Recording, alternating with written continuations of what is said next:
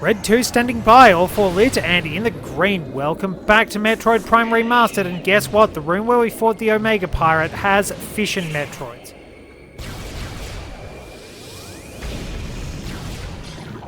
So, I don't think they can get in the lift.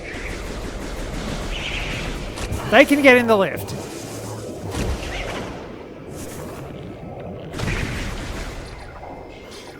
Okay, so, alright, that worked. Morph ball bombs must do a bit of damage to them. But they're still annoying as hell, and the fact that they were added to different parts of this game from compared to in the PAL version, instead of just the impact crater in the NTSC version, is infuriating. But there is an interesting glitch in the next area, because we're back to the Phazon Processing Center and we've got the last energy tank. The fission Metroids, and indeed the fission Metroids, will actually die on contact with Phazon. So yeah, they get close to the ground and they pop. And there's a turret. I forgot about the turret. Usually going, oh jeez, I hope I don't have to deal with the bloody fission Metroids. But I have noticed a significant amount of this is not a power bomb happening. Now, there are some invisible platforms around this area.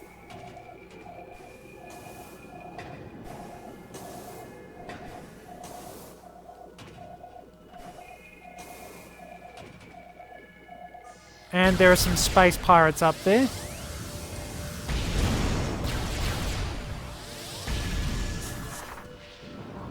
They'll probably try and shoot at me. So they've changed from the regular ones to the beam troopers because one of them is a plasma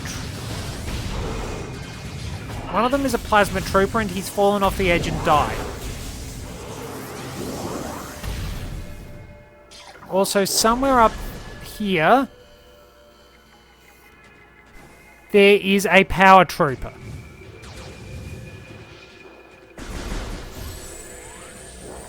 Where is he?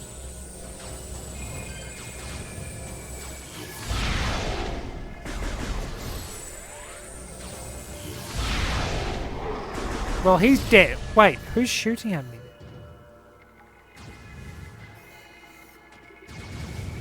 Did one of those idiots survive?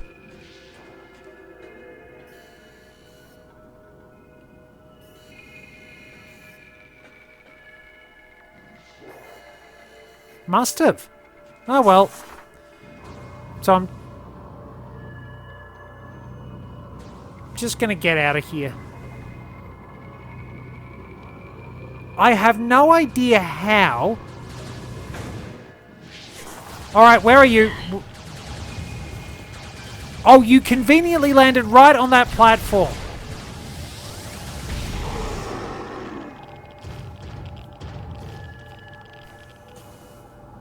I hate this room. Didn't even have the good grace to drop health for me, the bastard.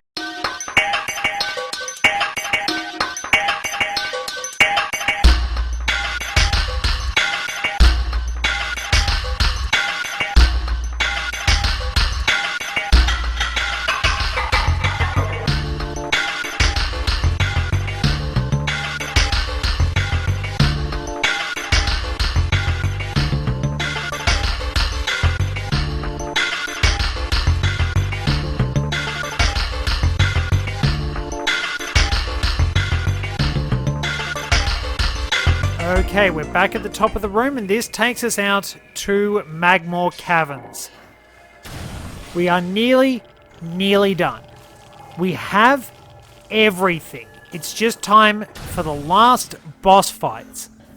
And you know what that means. You saw him earlier on. It is time for the mandatory slugfest with Ridley. And we can take care of things pretty easily now. I will get back to Tallon IV, Tallon Overworld. I did it again, and yeah, I'll see you back at my ship. Whew, here we are, ready to stock up and ready to go again. So, it probably is worth saving because I've got everything. I mean, I probably won't be able to go through it all again. If it mucks up, I'm going to be very unhappy. But we will persevere and we will go and fight Ridley. Although the ultimate goal is to deliver all 12 artifacts, which we do have. We need just a few more scan entries. And I think they wind up coming in the very last section of the game. So,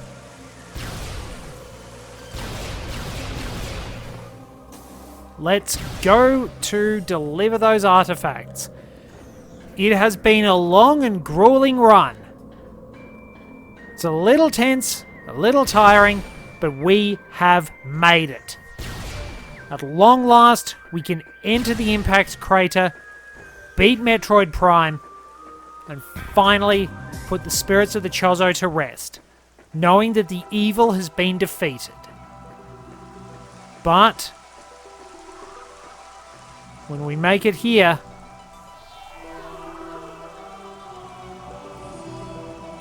the stones activate and we prepare to warp to the impact crater. The pathway is opening before us.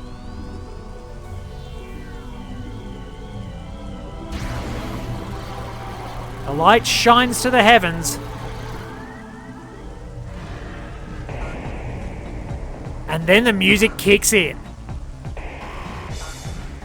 Usually showing up after the pirates have been utterly demolished because Ridley doesn't give a damn about them. This is Ridley recovering from the events of the first game. Zero mission, basically. Ridley is not about to let us get there. The pirates want the Phazon for themselves, and while Ridley doesn't care about his minions, he is determined to make us suffer. It's personal.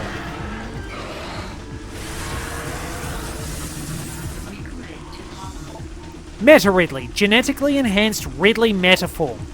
Reborn and evolved through pirate technology, Meta Ridley is a fearsome enforcer. His armoured hide is extremely resilient, save for the chest which has thinner plating. The pirates have fused a number of potent weapons to the creature, including a multi-missile system, a kinetic breath weapon, a meson bomb launcher, and an ultra-thermal flame strike projector. Meta Ridley is also a formidable melee combat, making any sort of engagement a risky proposition. Basically, we just want to lay into him with everything we've got. It's the beauty of the Ridley fights. They're simple, but that simplicity plays to their advantage. Who has better kit? Who is more tooled up? Who is going to win this fight? Because unlike a lot of other boss fights in the Metroid games, which require a fair bit of strategy, and maybe a little bit of puzzling things out, fights against Ridley are just one-on-one slugfests. They are just a battle to the death to see who will triumph. When he's flying off like that, unfortunately the super missiles can't track it.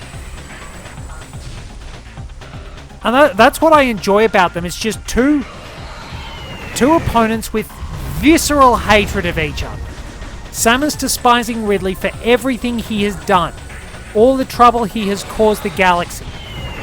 Ridley taking it personally because Samus Aran had the unmitigated gall to survive him, to survive his attack on K2L.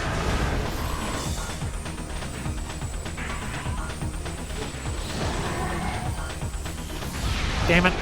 Should have gone for the plasma beam. That's according to the manga,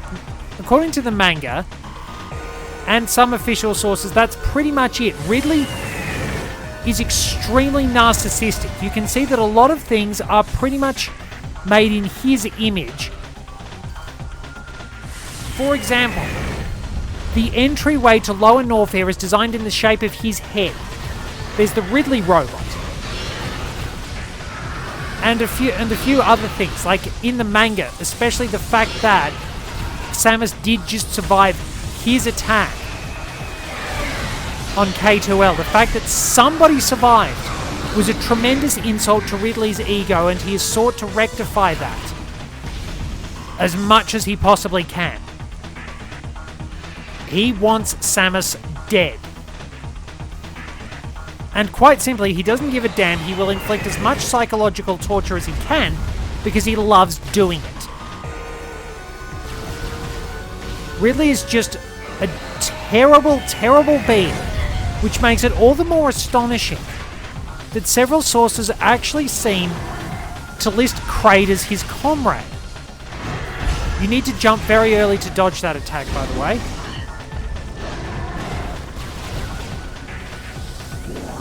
It's interesting that somebody like Ridley could actually have a friend. But yes, there does seem to be some measure of friendship between Ridley and Kraid. But now, you might be thinking this fight hasn't been that tough. It gets tougher. It's almost like it's lulling you into a false sense of security. You can see that Ridley has been recovering and the end results are not that pretty. It looks much more like he's been heavily damaged in Remastered. The graphical work was amazing.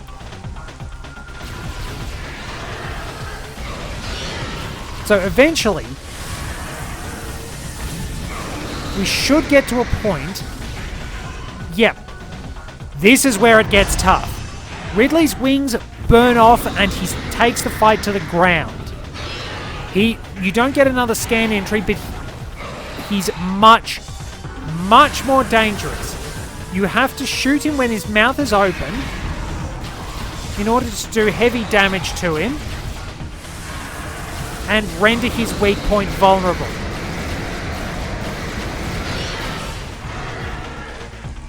He's still got a lot of those attacks, but he's much more aggressive and much more cunning.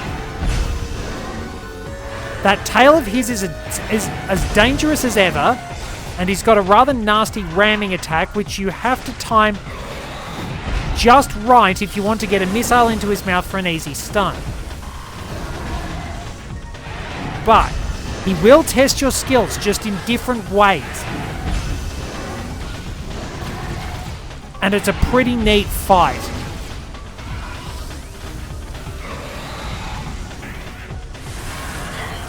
I'll switch to the power beam.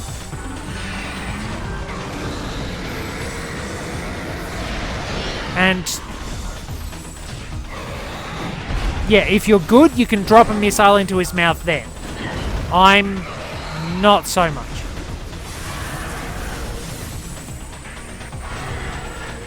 Meta Ridley would return in Metroid Prime 3, having healed up a bit. You got a somewhat easy, because it's early in the game, but spectacular cinematically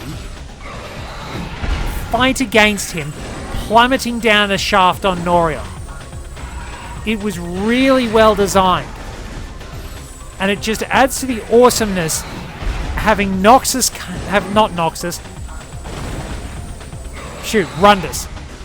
Rundus comes in and saves you at the last moment. Ridley is defeated and they're still plummeting, and Rundus comes in and saves the day in style. But it really does add an extra dimension to Ridley, that he's just that prepared to take out Samus any way he can, because he just hates her that much. It's also why Neo Ridley, as he is officially called in Metroid Fusion, is not quite as deadly. It's still a pain in the backside, and it will slow your Game Boy Advance down with that horrific screeching. But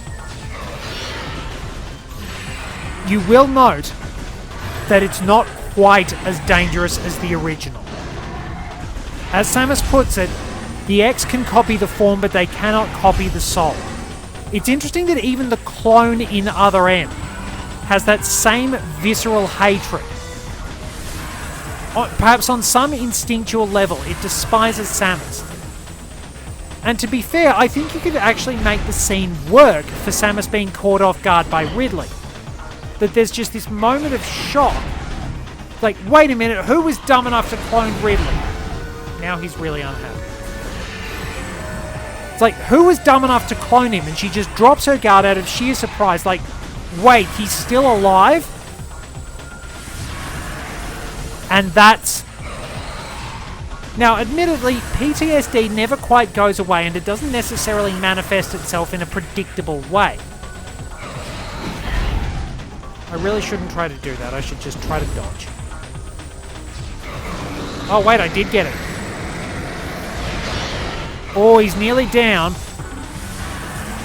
Yeah, I think things probably could have been conveyed a bit better, but there were some things that were stuffed up in translation. Some things were localized. He's getting a lot more accurate with that, or I'm...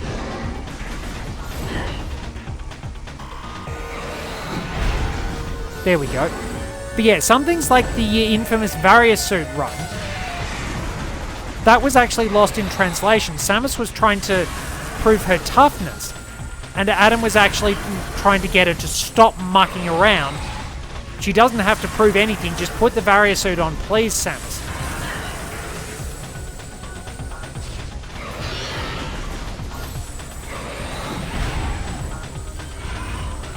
Okay, we're nearly there. One more round. Just on. Just a little bit more. So yeah, this bit will test your skills.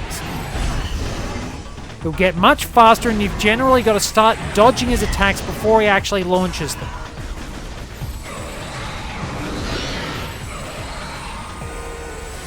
Oh, you jerk! You just had to drag it out.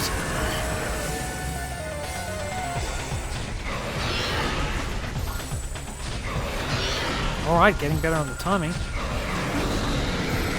One more super missile! And Ridley basically has an electronic heart attack. And the statues come to life, blasting him over the edge to his not death. But it is interesting to note that in the NTSC version, it's mentioned that the Chozo are very, very respectful of their statues. Their statuary is a special craft of theirs. And basically, one of the lore entries mentions all this. I'm going to go back to my ship to... I can go back in because I only used a few missiles. It basically mentions that those who show respect to their artifacts and creations will know their friendship. Those who destroy their relics will know their wrath unfettered and raw. Ridley destroys all those totems, and he pays for it. By the way, there's a save room if you want to top up your energy here.